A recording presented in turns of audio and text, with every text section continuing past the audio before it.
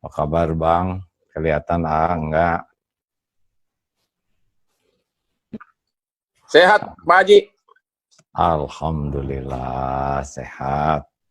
Waduh, senang nih, kelihatan segar sekali. Segar tapi masih parno. Kita parno karena musuhnya nggak ketahuan siapa. Itu dia kehebatan seseorang tuh kalau bisa melawan musuh yang nggak kelihatan. Kalau kelihatan nggak aneh. Jadi kita makan segala macam obat nih. Ya takut kena, apapun dimakanin. Terima kasih nih ya, ini katanya ada acara apa iNews ya. Tapi sebetulnya bincang-bincang ini suka bincang-bincang dengan siapa aja. Alhamdulillah kali ini bisa ngundang si Abang nih. Gak apa-apa nih Bang, kita relax aja. Ini mah dari hati ke hati, tidak ada yang spesial. Ada ya, yang ada yang terlarang nggak pertanyaannya? Tidak ada. Tidak ada ya. Tidak ada Pak Haji. Anak-anak sehat semua ya? Sehat, alhamdulillah. Alhamdulillah. Boleh tanya dulu operator Pak Faruk dan kawan-kawan?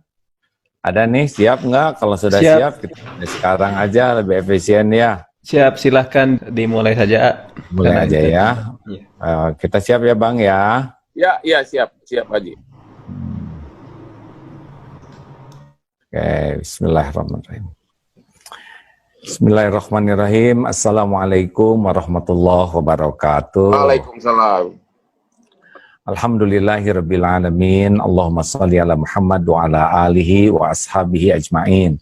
Sahabat-sahabatku di seluruh penjuru bumi yang ditakdirkan menyimak acara ini. Alhamdulillah bincang-bincang Ramadan kita kali ini kedatangan tamu yang tidak asing lagi, Bang Hotman. Apa kabar Abang? Sehat Pak Haji. Sehat ya, wah senang sekali lihat segar seperti ini di rumah. Ini posisi di mana sekarang? Lagi di rumah sudah hari ke-45. Hari ke-45, naik atau turun berat badan? Naik dikit, yang masalah selalu kejiwaan, parno terus, takut ketularan. Takut ketularan ya. Nah, gimana dong Lamborghini-nya dan sebagainya nggak keluar nih? Akhirnya alam yang berkuasa. Sekarang diganti dengan sepeda. Ganti dengan sepeda sekarang ya? Ya, di sekitar rumah naik sepeda, jalan kaki, semua kemewahan tidak ada artinya. Nah, ini kita langsung cerita nih. Kan orang-orang banyak yang rindu, pengen nyobain kaya, terkenal, segala ada. Sepertinya Abang udah ditakdirkan itu oleh Allah diuji sekarang. Apa sih rasanya jadi orang sang kaya, punya mobil mewah-mewah gitu Bang? Sebenarnya sih bukan kesombongan, sebenarnya sih hanya sifat manusia menunjukkan ke publik, ini saya berhasil loh. Jadi lebih menonjol, menunjukkan keberhasilan dan kepuasan diri. Nah sekarang sudah ada itu. Jadi apa yang paling terasa tuh? Naik mobil mewah gitu ada rasanya kayak apa gitu? Naik mobil mewah itu rasanya kita pede, kita merasa yakin diri, dan ada perasaan ini aku loh, saya sudah sukses. Itu perasaan, jujur aja, begitu perasaan. Nggak apa-apa, mending cerita hati. Iya, begitu perasaannya. Ya, penampilan ya. Nah, apalagi yang diinginkan sekarang kan kalau keinginan dunia mah katanya seperti minum air laut, makin diminum makin haus. Masih ada keinginan lagi enggak? Sekarang dengan adanya corona ini, saya makin menyadari bahwa suatu waktu kita harus mencari hidup kebahagiaan, bila perlu setengah pensiun atau pensiun total, dan menikmati hari tua, karena apapun yang kita dapat itu ternyata semua berakhir juga. Gitu ya. Iya. Memang dunia ini panggung sandiwara, kata Ahmad Albar ya. Dunia kan cuma tempat mampir, dan katanya memang antara keinginan dan keperluan itu beda. Kalau ingin tuh unlimited, terus saja ingin terus, dan kita akan lumayan tuh rada letih. Yang paling enak itu adalah memang kita hidup sesuai dengan keperluan. Karena perlu itu ada batasnya. Seperti sepatu kan nggak mungkin kaki yang 2 ini perlunya 50 pasang. Yang membuat banyak sepatu itu kan sebetulnya karena ingin, betul? Betul nggak begitu, Bang? Iya betul, tapi ada pertanyaan saya satu.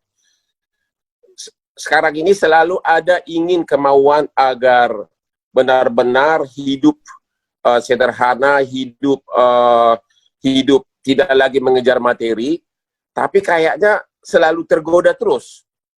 Bagaimana ada orang bilang kayak kami Kristen yang tadi suruh berdoa, ya kan? Tapi tetap nggak bisa, selalu tergoda terus. Bagaimana caranya agar akhirnya kita berhenti dan mulai murni di jalan yang benar gitu?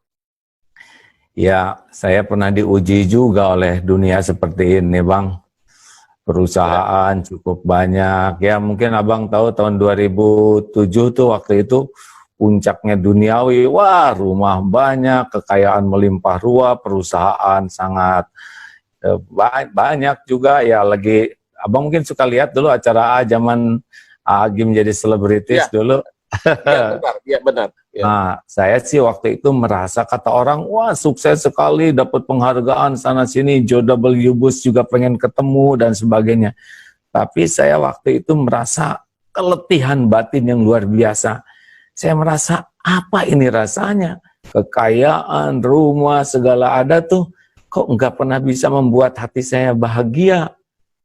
Nah, waktu itulah alhamdulillah ada titik balik. Akhirnya saya sih beruntungnya datang guru tuh, ada guru yang mengajari lalu diujilah dengan dihina, dicaci, wah segala macam. Akhirnya menemukan, oh ternyata memang dunia tuh hanya boleh di tangan, jangan di hati. Kalau dunia di hati, oh jadilah hidup ini tidak pernah tenang. Tapi kalau seperti tukang parkir kan enak tuh Bang. Banyak mobil tidak sombong, ganti-ganti mobil tidak takabur, mobil diambil sampai habis juga nggak sakit hati. Sebabnya jadi, apa coba? Wujud konkretnya, kayak saya sendiri, wujud konkretnya kalau orang bule bilang, what should I do? Harus lakukan apa agar bisa mencapai tahap itu? Apakah harus gagal dulu? Nggak usah. Terus ada. Kan ada 2 jalan untuk bahagia tuh. Kalau dikasih kesenangan tidak bisa bahagia, maka biasanya dengan ujian baru dia sadar. Tapi kalau Abang mau, berarti ini semua cuman titipan, ini cuman casing, ini cuman topeng. Saya ingin, dengan cara syukur. Ada orang bisa dekat dengan kebahagiaan dengan Allah itu dengan sabar, itu kalau ujian dulu. Tapi kalau mau sekarang tanpa diuji dulu, lebih hebat syukurnya. Jadi kuncinya kita harus mensyukuri, begitu ya?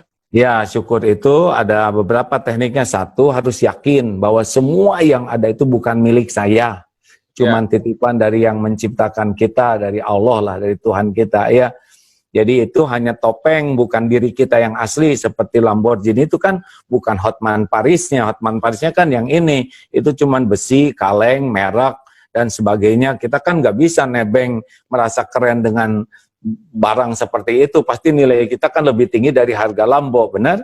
Nah, jadi itu ini adalah casing titipan. Yang kedua, selalu memuji keadaan apapun, mau dipuji, mau dicaci, ada, tiada. Yang ketiga, gunakan ini nikmat yang ada itu untuk kebaikan seperti keinginan penciptanya. Lebih banyak lagi sedekah dari yang sudah, mungkin sekarang sudah banyak sedekah, nanti lebih dendang lagi tuh. Wah, itu kebahagiaannya mulai terasa. Nah, begitulah diantaranya. Kalau itu kan, itu menyangkut kekayaan dan kepopuleran. Sekarang ada lagi, saya ini lagi populer. Tentu banyak godaan wanita cantik. Nah, itu bagaimana kita mensyukuri di rumah aja? Nanya ke saya. Baik, cara mensyukurinya gimana gitu loh? Kalau kita kan ada istri, terus banyak puluhan wanita cantik di luar. Kalau tadi kan menyangkut harta benda, kita syukuri dan kesuksesan. Tapi kalau menahan godaan seperti ini bagaimana? Kalau di Islam sih sudah ada solusinya, Bang. Ya, diperbolehkan 4 dengan syarat adil, ya. Nah, tapi kalau di agama lain, kurang paham. Kalau tidak dengan cara yang halal, kan kalau dengan menikah sah itu ya, maka terhormat wanita itu tidak seperti yang tidak dinikahi. Kalau tidak dinikahi kan nggak jelas statusnya, nggak dimuliakan, nggak dihargai, hak-haknya tidak dihargai. Kalau di dalam Islam, kalau toh sudah siap dan juga ada dalam keridoan, bisa begitu. Tapi itu di luar kemampuan saya tuh Bang. Kalau Abang nggak tahu, saya nggak tahu aturan agama Abang begitu. Ya, tapi maksud saya, terlepas dari agama manapun, kita laki-laki ini kan bagaimana cara ngeremnya gitu loh. Terlepas Ya, dari agama dulu. baik. Caranya adalah jaga pandangan, Bang. Nggak usah segala dilihat. Kan nafsu itu datangnya dari mata. Mata yang tidak terjaga udah pasti membuat kepikiran dan hati dan nafsu, begitu. Makanya ada kalau di dalam agama Islam tuh godul basor, jaga pandangan. Karena udah pasti nafsu itu diawali dari mata. Nah ini susah nih, Abang ketemu banyak orang, caranya udah diam aja di sini di rumah. Tapi apa realita Pak bahwa seorang suami yang sudah sukses, apa masuk di akal dipastikan dia bisa bahagia dengan hanya satu istri atau dengan istrinya, sementara godaan begitu banyak? Apa itu realistis? Ini tuh jadi kebalik begini acaranya, jadi nanya ke saya yang bagian nanya. Tapi saya bisa Kan paham betul. dari segi rohaniah kan Bapak. Iya, Ya. saya paham betul bahwa Allah menciptakan laki-laki dan perempuan itu berbeda ya. Tetapi ya disinilah ujiannya. Ya, ini harus. Halo? Oke, agak putus. Baik, nggak apa-apa nanti diedit yang putus-putus. Ya, halo, ya. Masih terdengar, Bang? Ya. Iya, dengar. Ya, alhamdulillah. Iya, inilah ujiannya. Makanya hidup ini ujian tuh ada kelapangan, ada kesulitan. Ujiannya Abang harus betul-betul punya komitmen jaga diri, ya. Begitu ya. Iya Bang, nggak mudah. Makin kan ujian yang lebih berat itu adalah kelapangan, kesuksesan, pujian, penghargaan, banyak disukai oleh orang. Nah, tidak mudah orang selamat dengan ujian yang kemudahan. Kayak pesawat nih ya, kalau lancar, tidak ada goncangan, itu kan biasanya orang nonton video, tidur dengan musik, sebagian ada yang zikir. Tapi kalau sudah dikasih goncangan, turbulence, nah itu biasanya kuat tuh berdoanya, semua ikut jadi berdoa. Makanya ujian betul nih kayak posisi Bang Hotman ini. Usia berapa sekarang? Aduh, 60 ya? 60. Sudah 60. Kita cuma beda 2 tahun. Kan? Pak Haji berapa? 58? 58. Saya 62. Oke, ada pertanyaan satu lagi. Kan banyak pengusaha yang kelihatannya di luar itu nyumbang sana sini, ya. Tapi namanya pengusaha kan tidak mungkin sukses tanpa lipat gulipat gitu loh. Ya, artinya hasil kekayaannya itu justru adalah bermain kiri sana sini. Tapi dalam keadaan begini dia pamer sumbangan sana sini. Itu gimana pandangan Pak Haji? Ya, kalau saya kan pengusaha juga, Bang. Ya. Ya, ada beberapa usaha. Bagi saya pantang sekali itu untuk mendapatkan sesuatu dengan cara yang tidak baik. Karena nanti tidak berkah. Cirinya rezeki tidak berkah tuh 3.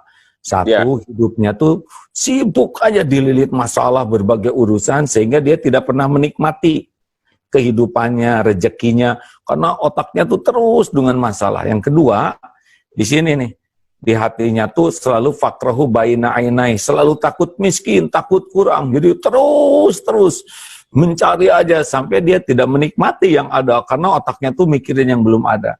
Yang ketiga, rezeki itu sebetulnya yang bakal dia dapatkan tuh apa yang sudah ditakdirkan dia dapatkan.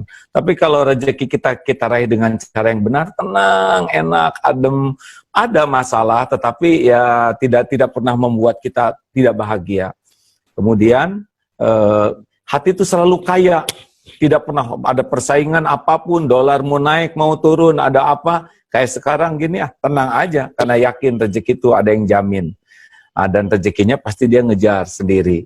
Nah caranya, makanya saya tuh tidak sependapat kalau semua pengusaha hanya sukses dengan begitu Bang, karena banyak juga pengusaha-pengusaha yang jujur. Kan dalam Islam tuh 2 Bang, orang tuh waktu menjemput rezeki dan waktu menafkahkannya. Ya. Yang membuat bernilai seseorang tuh kan kalau dia menjemput rezekinya dengan niat dan cara yang baik, maka dirinya lebih berharga dari kekayaan yang dia miliki. Sekaya apapun pasti yang dikenang tuh orangnya. Dan kalau udah dapat, maka dia distribusikan. Makin banyak yang sedekah, yang kelihatan yang tidak kelihatannya lebih banyak, dia tambah mulia lagi. Jadi uang itu selalu ada di bawah dia. Jangan sampai harta hanya berharga, dirinya tidak punya harga. Kan para koruptor juga begitu. Jabatannya berharga, hartanya ternyata dirinya hanya pencuri, pezina, dan sebagainya. Terus bagaimana kita hidup bersembunyi di balik topeng begini? Saya yang mau nanya. Dah, Bang, giliran saya nanya. Oke, ya. Ya, Pak Haji. Senang nggak bisa ngobrol-ngobrol begini tuh? Senang, saya itu termasuk yang sering diundang Pak ke pesantren. Iya, Saya sudah ke Tebu Ireng, ke Lirboyo, ceramah di sana berhari-hari. Gus Solah kasih gelar saya malah Gus, nama saya dikasih Gus. Gus Hotman Paris waktu itu di Tebu Ireng. Terus iya, ketua saya baca PBNU, juga tuh. Pak Prof kasih gelar saya Lora. Jadi katanya Gus Lora Hotman Paris, arti Lora katanya itu melayani, karena saya sudah membantu ribuan orang di Kopi Joni memberikan bantuan hukum gratis. Nah, jadi saya sering lihat diminta. tayangannya Kopi Joni itu. Ya. Gimana rasanya bisa berbuat seperti itu? Apa yang mendasari dan apa yang terasa nih, Bang? Sebenarnya itu secara kebetulan saya 25 tahun sukses sebagai pengacara internasional dengan bapaknya Nadiem Makarim, Menteri Kehakiman, bapaknya Dr. Nonwar Makarim. Saya sukses, rezeki gampang dapat. Tiba-tiba Jalan Sudirman itu kan dibangun kereta api di bawah tanah. Sehingga saya jadi malas berkantor di Sudirman, pindahlah saya ke kantor di Kelapa Gading dekat rumah. Kebetulan dekat rumah itu ada Kopi Joni. Jadi saya sering mampir kalau pagi karena ada waktu, tidak macet lagi. Dan teman-teman yang gratis pun kayak selebriti segala macam, kalau minta bantuan datang ke sana. Akhirnya jadi populer. Tiap Sabtu Minggu itu jam 2 subuh seluruh Indonesia datang. Dari Poso, dari Kalimantan, dari mulai korban pemerkosaan, penipuan, semua datang. Sayangnya saya kewalahan. Jadi tidak ada maksud untuk populer, itu terjadi begitu saja. Begitu. Yang terasa apa? Yang terasa benar apa kata orang itu, kalau kita berbuat baik, hati kita itu lega. Itu yang saya rasakan salah satu. Minimum dosa saya selama ini sepertinya kok sudah mulai berkurang dikit-dikit gitu loh. Ini rahasia kita ya, Bang ya. Ya. Kenapa kita dihargai orang? Ya. Sebabnya cuma dua. Satu, karena Allah pencipta kita mengasih karunia kepada kita. Ya. Abang dikasih kecerdasan, dikasih kemampuan berpikir, dikasih kemudahan, sehingga ketemulah dengan rezeki dan popularitas dan lain-lainnya. Betul? Ya. Sebab kalau ini dibuat minus aja, misalkan otak kita lemot, ya nggak bisa jadi pengacara. Betul tidak? Benar, benar. Ya. Atau Ya. badan kita dibuat punya penyakit kronis yang membuat kita susah bergerak, susah, tidak bisa. Jadi prinsipnya kita dihargai itu pasti karena Allah memberi karunia. Sepakat ini? Benar. Dan yang kedua, kita ini dihargai orang lain, penyebabnya adalah Allah menutupi aib, dosa, kejelekan, keburukan, kekurangan kita. Ditutupi, orang-orang tidak tahu. Ya, Bahkan ya. orang yang terdekat dengan kita juga banyak yang tidak tahu siapa diri kita yang aslinya. Dan Benar. kalau itu dibuka oleh Allah lah, lihat sendiri Abang, ya nggak? Orang Ya. yang dibuka sedikit saja pada nyungsep, betul tidak? Benar, benar. Benar. Tapi bagi saya pribadi, sebagai seorang pengacara, kan berperkara itu kan harus bertarung tiap hari. Pilihannya hanya kalah atau menang. Terlalu susah bagi saya untuk pasrah begitu saja atau syukurin. Gimana itu rahasianya tuh? Itu bab lain, Bang. Ini babnya, bab yang barusan itu, bab kenapa kita dihormati orang, ya. Makanya kita supaya enggak kemakan oleh popularitas, tidak kemakan oleh ujub, takabur, rasa di hati itu ya. Maka kita harus, kalau saya diajarin guru saya itu dua itu aja. Ingat bahwa kamu tuh dipuji, dihargai orang karena karunia dari Tuhanmu, bukan dari milikmu. Dan kalau diambil seketika juga, apalah terpleset gitu ya, kita nginjak kulit pisang, kepala kebentur, koma, selesai itu pengacaranya, benar? Atau sekarang lah dikunjungi oleh Mbak COVID-19 misalkan ya. Ya. Kita kan kalau disilaturahimin COVID itu juga sudah bisa berakhir ini. Yang 60 kan udah berat tuh Bang, udah deket-deket ya. Benar juga tuh. Iya, hanya dengan COVID aja kita udah beres nih, udah nggak bisa apa-apa. Yang kedua, kalau Allah mau ngejatuhin kita misalnya, karena kita lupa aja, tinggal dibuka aib. Berapa banyak tokoh-tokoh kita yang begitu dihormati, disegani, buka aja jatuh, benar? Benar. Makanya satu, kalau kita begitu harus tetap sadar ini cuma titipan. Yang kedua harus banyak tobat, karena kalau dibuka nggak bisa ada yang ngalangin. Itu senior-senior pengacara, hakim apapun kan kalau oleh Allah dibuka jatuh, benar? Benar. Nah makanya itu. Nah sekarang pertanyaan tadi apa Bang? Gimana kalau berperkara harus perang terus? Ya, kan di satu pihak kan kita harus mensyukuri, tapi bidang kerja saya itu hanya ada dua pilihan, menang atau kalah. Artinya harus bertempur, harus fight tiap hari. Bahkan subuh hari pun pikirannya bagaimana untuk menang dan menang. Itu yang susah bagi profesi pengacara. Itu mencari keadilan atau kemenangan Bang? Pengacara kita harus akui bahwa bisnis pengacara itu kan sudah bagian dari bisnis juga. Kadang sudah tercampur antara kemenangan dan keadilan dan bisnis keuntungan. Sebagai pengacara normal, ya kadang kita yang penting klien menang. Sehingga kita tidak bahagia gitu loh. Subuh-subuh pikirannya kalau kalah bisa stres 2 bulan. Kira-kira begitu. Ya. Udahlah, udah umur 60 tahun pensiun lah. Belajar agama yang benar. Udah kurang apa lagi? Saya renungkan terus. Ya, silakan. Ya udah waktunya lah. Abang teh punya hati baik ya, tapi godaannya banyak. Dunia udah dikasih, udah nggak ada apa-apanya. Mobil juga cuman gitu-gitu aja.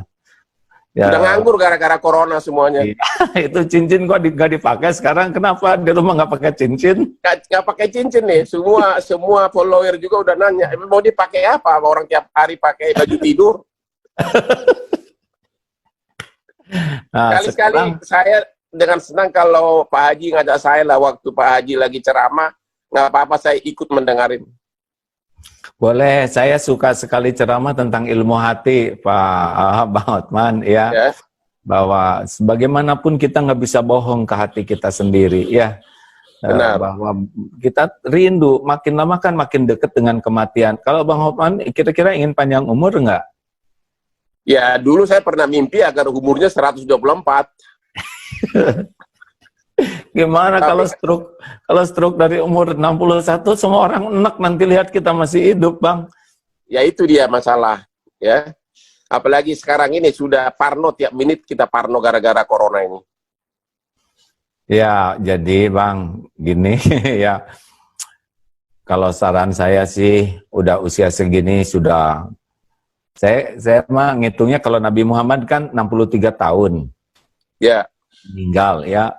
Lagi puncak-puncaknya kesuksesan gitu, jadi masih seger-segernya. Sahabat-sahabat Nabi juga, Abu Bakar 63, sahabatnya ada 3 orang tuh 63 tahun. Jadi saya matoknya juga, saya 63 tahun harus sudah siap pulang. Walaupun kan kalau umur tuh ada 3 rahasianya. Satu, waktu kita tidak tahu, itu rahasia Allah pencipta kita.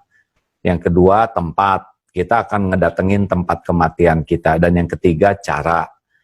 Kita tidak tahu caranya seperti apa. Kalau udah waktunya harus meninggal kan kita pasti mati. Orang mati kan cuma satu sebabnya, karena waktunya sudah tiba. Lalu nanti akan datang penyebabnya, penyebab itu bukan yang membuat kita mati, tapi jalan kematian aja. Tapi kan yang namanya sukses itu kita mati dengan mati terhormat, husnul khotimah namanya kalau di Islam.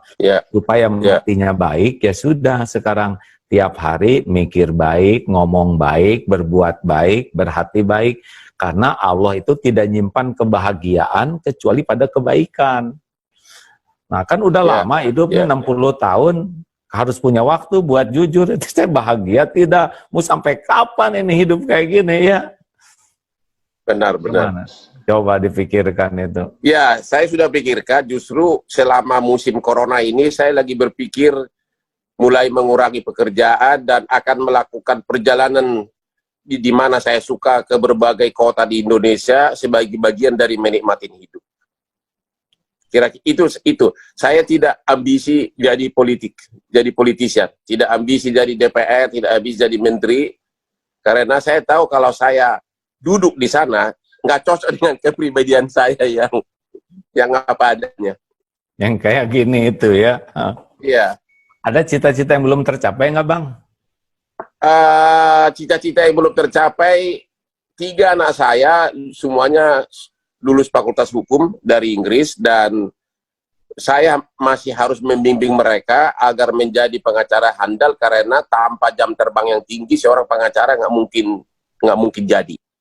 Jadi cita-cita saya yang belum terwujud adalah dalam 3 tahun ini akan terus saya bimbing mereka agar benar-benar menguasai praktek. Itu aja, nggak ada lagi yang saya harapkan. Karena saya menang perkara banyak, duitnya dapat pun kita nggak lihat duitnya Pak, langsung masuk rekening, ya. Tetap aja akhirnya makan tiap hari sama juga mie ayam, nasi sama bubur, nggak ada bedanya sama super taxi. Nah, Bang, ya dalam pelajaran Islam itu yang namanya rezeki itu 3. Ya. 1 yang dimakan jadi kotoran itu udah dari rezeki kita, udah masuk kan? Udah diproses. Yang kedua, yang dipakai dan sampai usang itu rezeki kita nih, seperti itu kaos. Itu pasti mahal banget ya, itu berapa ratus juta tuh kaos ini. Ini nggak mahal, cuma yang mahal itu merek Lamborghini-nya. Ini kaos Lamborghini kebetulan. Kaosnya itu 180.000 ya, itu mereknya yang mahal ya. Benar. Nah itu udah rezeki udah. Yang ketiga rezeki itu adalah yang dipakai manfaat, yang dinafkahkan, pakai nolong orang. Itu rezeki kita lah. Sekarang yang ada di bank mah belum. Rezeki kita yang ada di bank tuh kan cuman ngaku-ngaku, lihat enggak, megang enggak, make enggak. Betul nggak sih Bang? Benar, itu yang saya pikirkan. Saya berperang bisa tahunan, berperang di pengadilan, berdebat, dapat duitnya saya nggak pernah lihat masuk rekening langsung. Mungkin kalau kita tiba-tiba dia mati, duitnya pun nggak sempat pamit sama kita. Nah sekarang saya mau nanya, itu kalau Bang Hotman misalkan meninggal lah, besok lusa, apa yang kira-kira dibawa tuh ke kubur, ke alam selanjutnya ini? Hanya sepasang jas dan sepatu. Biasanya begitu. Cuman itu kan. Benar. Terus jadi kita siang malam menggadaikan waktu kita, bukan tidak boleh jadi pengacara, enggak. Tapi kalau hanya sekedar untuk dunia, nah sekarang kita makin tua kan suka makan obat-obatan enggak, vitamin dan sebagainya, kan? Udah mulai banyak. Bukan suka lagi, bisa tiap jam saking ada, ya serba makan obat untuk mencegah. Belum ada sih penyakit khusus, tapi semuanya sudah ada resep dari dokter untuk asam urat ini, untuk gula darah ini, sudah ada semua. Tiap malam makan. Nah itulah rezekinya. Rezekinya itu obat-obatan.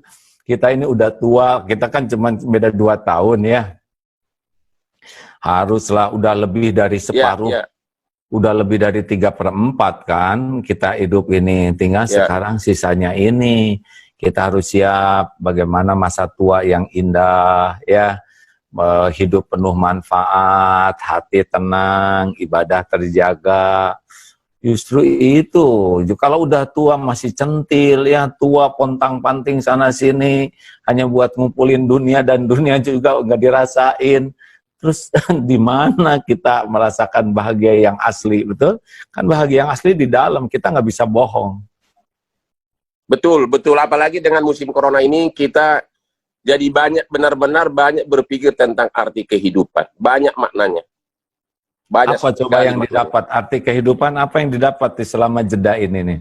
Yang saya dapat itu tadi yang kita bicarakan dari tadi. Ternyata ada waktunya kita harus berpikir enough is enough.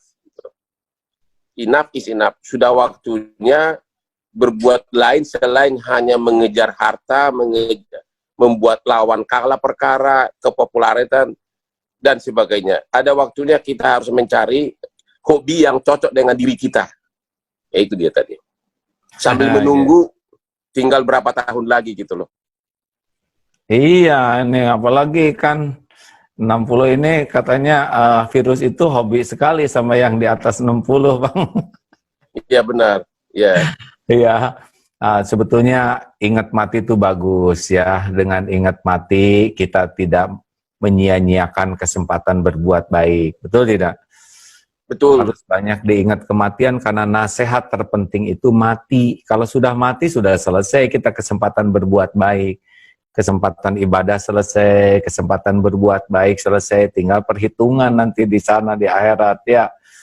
Nah, mumpung kita ada kesempatan nih Bang, harta dititipkan. Kemarin terkesan tuh ada seorang yang rumahnya dijual, mobilnya juga yang bagus-bagus dijual, dibelikan APD dan dibagikan. Cuma celakanya sesudah dibagikan dijual katanya yang dikasihnya itu. Oh begitu ya.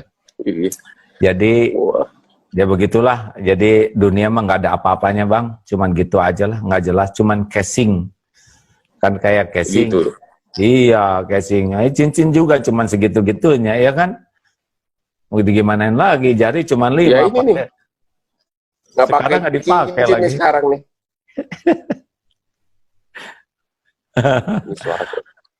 Nah bagus. Begitu ya.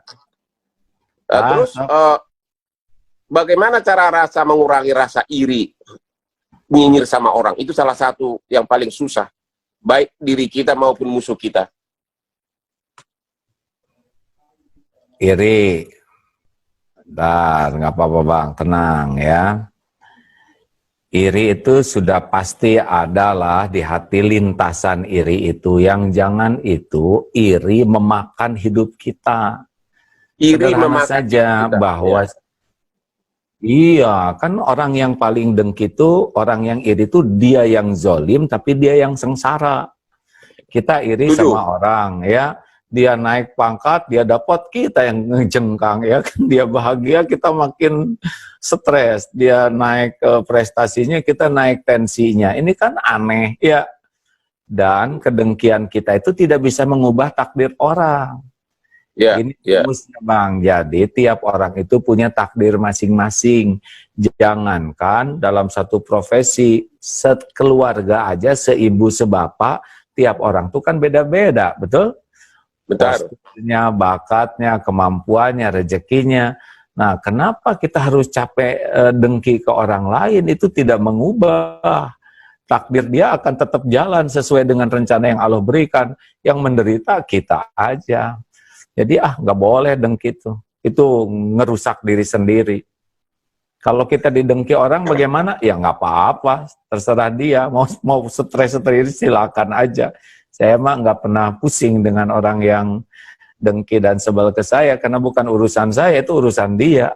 Urusan saya kan jadi orang benar atau tidak, gitu Bang. Ini sebuah filsafat hidup ini Pak Haji dapat dari mana sih? Dari sekolah atau apa? Dari pesantren atau apa nih? Iya, kan saya belajar agama. Dalam Islam kan semuanya detail, lengkap. Sampai gunting kuku aja sudah ada pelajarannya. Bagaimana menyikapi orang. Misalkan ada orang menghina, itu kan ada 6 keuntungan, 7 keuntungan. 1, kalau ada orang marah ke kita, 1, kita bersyukur, bukan kita yang jadi dia, yang jadi orang berbuat jelek. Jadi saya kalau ketipu, saya syukur Bang, bukan saya yang jadi penipunya. Yang kedua, saya dapat pelajaran, oh begitu ternyata, orang yang sombong, arogan tuh jelek banget, itu pelajaran bagi saya tidak mau hidup seperti dia. Nah, jadi kalau ketemu dengan orang yang sombong ke kita kita dapat pelajaran tuh. Oh, saya tidak boleh kayak gitu tuh. 3, dengan melihat seperti itu, kita evaluasi diri. Jangan-jangan saya ketemu dengan orang sombong, ini cermin dari kelakuan saya. Jangan-jangan saya pernah nyakitin orang seperti saya disakitin orang. Jadi tobat ya. Selanjutnya, ini ladang latihan. Karena bersepeda aja kan jago tuh kalau latihan. Nah, kalau kita ingin punya kesabaran, harus ada yang nyakitin dong. Supaya latihan mengatasi perilaku. Dan puncaknya, ini kesempatan bagi saya, kalau ada yang berbuat jelek, saya balas dengan kebaikan. Nah, dia ngeluarin keburukan, saya ngeluarin kebaikan. Jadi kita terupgrade justru gara-gara orang yang berbuat kurang baik. Jadi naik aja terus kita ini. Hatinya lebih tenang, akhlak lebih baik. Gitu, Bang. Tapi apakah salah kalau saya misalnya sudah sukses, saya dapat duit, apakah salah apabila saya berpenampilan mewah? Oh ya, nggak apa-apa itu kalau abang mau mah, dunia emang kayak gitu. Yang jangan diperbudak oleh dunia ini. Oh, Jadi begitu. kita kepikiran terus, jadi jangan melekat dunia ini di hati, dunia mah di tangan aja. Kalau udah melekat di hati, dunianya nggak ada, robek kayak perangko, melekat di amplop. Kalau diambil perangkonya, robek itu. Nah, nggak boleh dunia ini bikin sakit hati, bikin capek. Ya saja, walaupun dunia kaya, ya relax saja. Ya. Nah, orang diperbudak dunia tuh dari bangun sampai tidur lagi. Angkat aja Bang, nggak apa-apa. Enggak, ada anak. Ya, terus nggak apa-apa. Jadi dunia ini tempat tinggal kita. Kalau takdirnya kaya ya nggak apa-apa. Yang jangan itu kaya dengan makan rezeki orang. Satu tuh jangan ya. Yang kedua kaya dan nahan rezeki orang. Jadi kita ngumpul-ngumpul aja. Nah itu jangan. Dan jangan diperbudak kekayaan. Sehingga kita hidupnya tuh nggak menikmati apa-apa. Terus aja mikir yang belum ada kerjaan, sampai di tempat tidur nggak tidur, lagi makan nggak nyaman, mobil bagus nggak ternikmati karena di dalamnya juga kita tidak menikmati. Aslinya ya dunia ini Bang hanya untuk memuaskan lahiriah saja.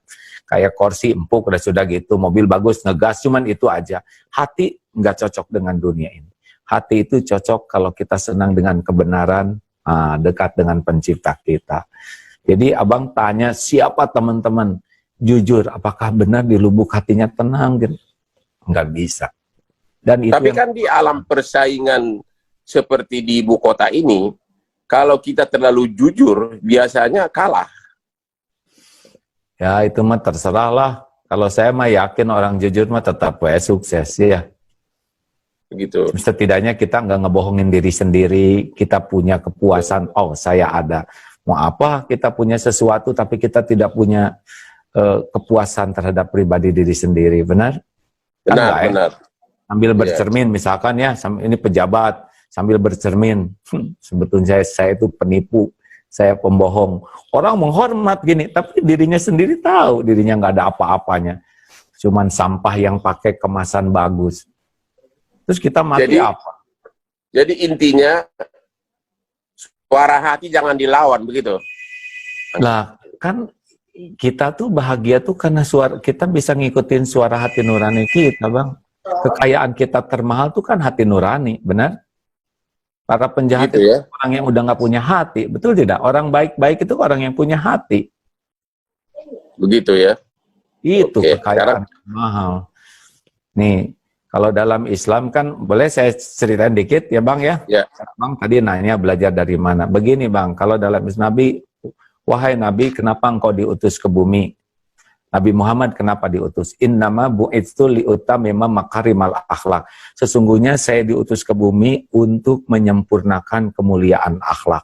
Jadi kalau ingin tahu orang Islam yang benar, gampang. Lihat akhlaknya. Ingin tahu yang ibadahnya bagus, lihat akhlaknya. Karena ciri pemahaman Islam yang benar, ibadah yang benar pasti buahnya akhlak. Nah akhlak itu datang dari mana? Rasulullah juga bersabda begini, ketahuilah bahwa dalam jasad ini ada sesuatu yang kalau itu baik, baik seluruhnya. Kalau itu jelek, jelek seluruhnya. Itulah yang dinamakan kolbu atau hati nurani kita. Jadi orang tuh tergantung hatinya. Kalau hatinya baik, ngomongnya baik, mikirnya baik, sikapnya baik, dia akan bahagia tuh, karena Allah tidak menciptakan kebahagiaan dengan keburukan. Jadi, nah inilah yang agak jarang. Kita sering membagus-baguskan casing, tapi kita suka lupa untuk membaca hati dan membagus-baguskan hati. Padahal kebahagiaan itu adanya di hati. Sepakat, Setuju Bang? banget, setuju. Ya, itu Iya. saya sudah rasakan itu, terutama di puncak karir saya yang sangat sukses, tapi tiba-tiba datang musim corona ini, saya mikir terus tentang, akhirnya saya tahu bahwa pada akhirnya memang kita harus menyesuaikan kehidupan kita dengan suara hati kita. Nah, itu. Jadi, orang yang paling sukses, kan hati itu dibagi 3, Bang. Ada Ya. namanya hati yang mati, kolbun mayit, tuh para penjahat-penjahat yang nggak pakai, udahlah, yang biadab-biadab, termasuk sekarang nih kelihatan nih penjahat yang suka ngambil hak untuk orang miskin. Bansos atau apa, nah dia sunah itu udah orang udah bejat luar biasa.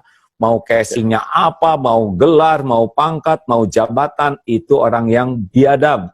Hak orang yang kelaparan dia ambil. Sekarang, kalau ada yang begitu, nah itu orang udah nggak punya hati, mati. Yang kedua, orang yang hatinya berpenyakit. Nah, cirinya hati berpenyakit, tidak ada tenang hidupnya tuh. Penyakitnya tuh adalah diperbudak dunia, sombong, ujub, pendengki. Oh, ria itu udah capek tuh di hati tuh, Bang. Dan yang paling top adalah namanya qalbun salim. Orang yang hatinya bersih, selamat, sehat. Nah, inilah orang yang paling bahagia dalam hidup ini. Mau susah, mau senang, dipuji, dicaci, sehat, sakit, dia seperti berselancar di atas ombak. Ini yang harus kita miliki di masa tua kita, Bang. Orang yang punya hati yang baik, bersih, insya Allah bahagia. Gitu. Yoh, terima kasih, terima kasih. Ini saya makin yakin. Memang saya sudah mulai mengarah ke situ. Tapi dengan filsafat hidup yang baru saya dengar, ternyata arah saya sudah ke arah yang benar. Mudah-mudahan godaannya tidak terlalu kuat sehingga melenceng lagi. Ya, ada syaratnya, Bang. Harus berkumpul dengan orang-orang yang benar juga. Oh, begitu. Iya kan, bergaul dengan penjual minyak wangi, ikut harum. Bergaul dengan bisa bau bakaran atau terperciki api. Sekarang abang siapa teman-teman dekatnya? Kalau yang teman-teman dekatnya bikin abang tergelincir, abang bakal tergelincir atau pusing lagi. Tapi kalau teman-temannya yang ngejagain untuk punya hati, abang bakal menikmati sisa umur ini. Udahlah, dunia mah nggak ada apa-apanya, Bang. Demi Allah nggak ada apa-apanya. Cuman gitu-gitu aja. Terima kasih. Bang, terima kasih. Terima kasih Pak Haji sudah dapat semua ilmunya dan 99% saya setuju. Alhamdulillah. Nanti kita telepon-teleponan lah kalau saya diperlukan ya. Tukar-tukar pengalaman. Terima kasih Pak Haji. Dan kita kan cuma beda 2 tahun dan kalau sama-sama wilayah bahaya COVID ini ya. Bang, terima kasih atas silaturahimnya. Salam untuk keluarga dan juga anak-anak ya. Maaf terima kasih. Kalau ada perkataan yang kurang berkenan dan suatu saat kita jumpa lagi ya. Terima kasih, salam. Ya. Terima kasih, Bang. Terima kasih, Pak Haji. Terima kasih, bye.